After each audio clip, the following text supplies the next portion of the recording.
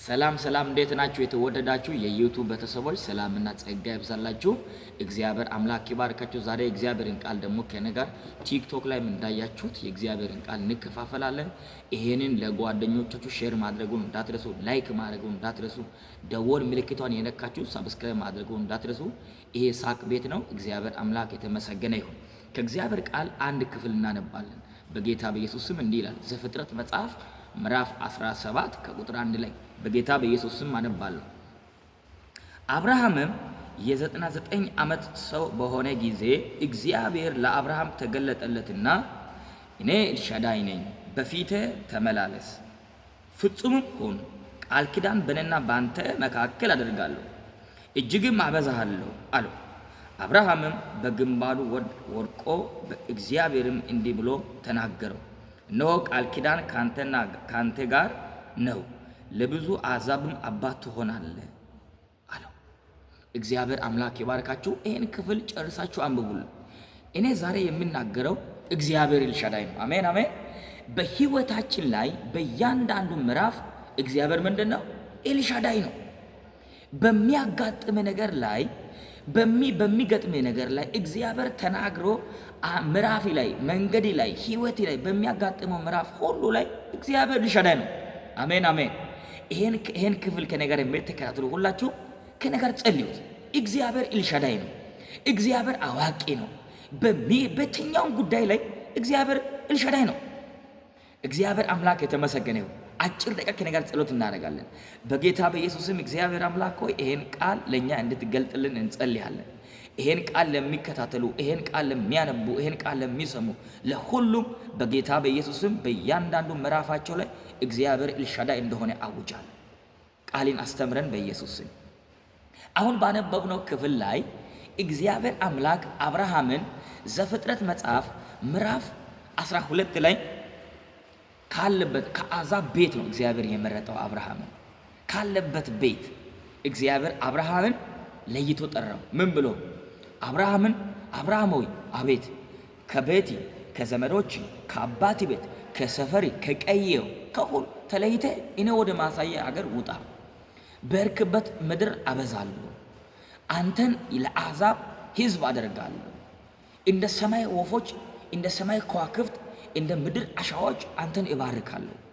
ስለዚህ እኔ ወደ ማሳየ አገር ውጣ አለ። እግዚአብሔር አምላክ ከአብርሃም ጋር ቃል ከገባ በኋላ አብርሃም ወጣ። በሄደበት ሀገር ላይ አብርሃም ኑሮ አልተመቸለትም። አብርሃም ልጅ ይፈልግ ነበር፣ ልጅ አላገኘም። እግዚአብሔር የተናገረውን ቃል ኪዳን እግዚአብሔር አምላክ ያወራውን ቃል ኪዳን እግዚአብሔር አምላክ እንዲህ አድርጎ አብርሃም ባጋጠመው ነገር ሁሉ እግዚአብሔርን አልተሳደበም። እግዚአብሔር ተናግሯችሁ እንደ አብርሃም እግዚአብሔር ለእናንተ ተናግሯችሁ እባርካለሁ አበዛለሁ እንዲያ ብሎ እግዚአብሔር ከተናገራችሁ ብዙ መከራዎች ሊደርሱ ይችላሉ። አብርሃምን ብዙ መከራዎች ደርሰዋል። ብዙ ችግሮች ደርሰዋል። አብርሃም እብን እስኪሸወድ ድረስ ሚስቱ የገዛ ሚስቱን እህቴ ነች ብሎ እስከ ክድ ድረስ እግዚአብሔር የአብርሃምን ሕይወት እየተቆጣጠረ እንደነበረ እናያለን። እዚህ ክፍል ላይ አብርሃም እድሜው 99 ደርሷል። ኦልሬዲ ሸምግሏል። ግን ተስፋ አልሸመገለም። እግዚአብሔር ኤልሻዳይነቱ አልሸመገለም። በጌታ በኢየሱስም በእያንዳንዱ ምዕራፍ እግዚአብሔር አይሸመግልም። እግዚአብሔር ካንተ ጋር ነው። አሜን አሜን። በጌታ በኢየሱስም እግዚአብሔር ካንተ ጋር ነው።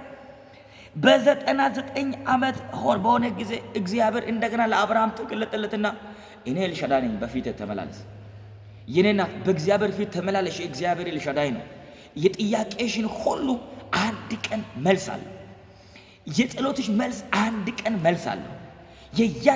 በእያንዳንዱ ምዕራፍ እግዚአብሔር ተለየኝ፣ እግዚአብሔር እንዲያደረገኝ፣ እኔን ትቶኛል፣ እኔን እንዲያድርጎኛል። እግዚአብሔር አልተወሽም። እግዚአብሔር ኤልሻዳይ ነው። ሃሌሉያ። እኔ ኤልሻዳይ ነኝ። እኔ አሁንም ከአንተና ከኔ ጋር ቃል ኪዳን እገባለሁ፣ አንተን ሕዝብ አደርጋለሁ ብሎ ባረከለት እግዚአብሔር። እግዚአብሔር ለአብርሃም የመጨረሻው ጸሎቱን የሚሰማበት ቀኑ ደርሷል ማለት ነው። እግዚአብሔር ጸሎትሽን ሊሰማ ቀኑ አልቋል። እግዚአብሔር ያንቺን ፍላጎት ሊሰጥልሽ ቀኑ አልቋል። አግብታችሁ ልጅ ያጣችሁ እንደ አብርሃም የተንከራተታችሁ ሁላችሁ ደስ ይበላችሁ። ቀናችሁ አልቋል። ቀንሽ አልቋል። እግዚአብሔር ሊባርክ ቀኑ ደርሷል። ሃሌሉያ። አብርሃም አጽናናው እግዚአብሔር። እባርካለሁ አለ። ቅን ሁን፣ ፍጹምም ሁን፣ አሁንም አይዞ እኔ መጥቻለሁ። እግዚአብሔር አምላክ ለአብርሃም ጥያቄውን ፈታ። አሜን አሜን። በጌታ ቤተሰብ እግዚአብሔር አብርሃምን እንደባረከ አንቺንም ያይሻል። ሳራን እንዳሰበ አንቺንም ያስብሻል።